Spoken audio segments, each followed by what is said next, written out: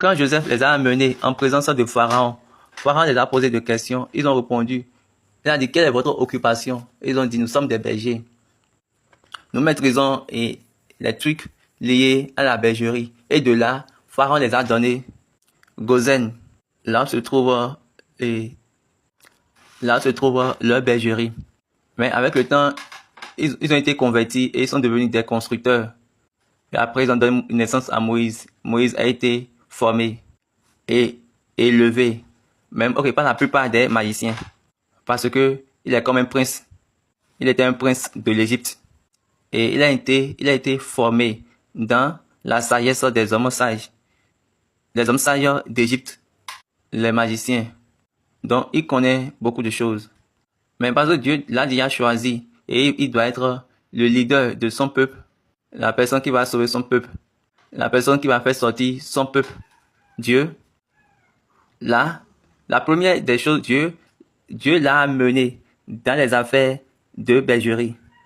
Donc, il a couru d'Égypte pour aller et il a chassé les bergers au niveau du puits. Il a rejoint la maison de Jéthro et il est devenu un enfant berger. Et de là, Dieu l'a fait parcourir du moins en tant que berger. Dieu lui a appris les choses de la bergerie à travers son beau-père. Exode chapitre 3 nous a dit cela. Exode 3, verset 1. Moïse faisait paître le troupeau de Jéthro, son beau-père, sacrificateur de Madian, et il mena le troupeau derrière le désert et vint à la montagne de Dieu, à Horeb.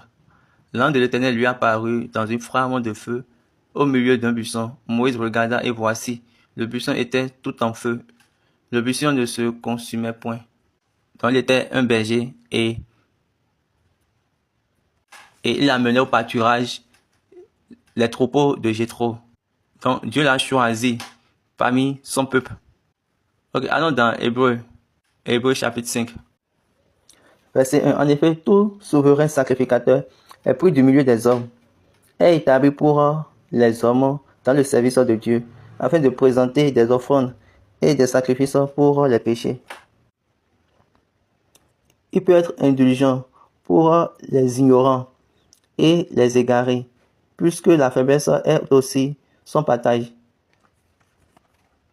Donc vous voyez, il a été choisi parmi les hommes et maintenant il a reçu une tâche pour les hommes.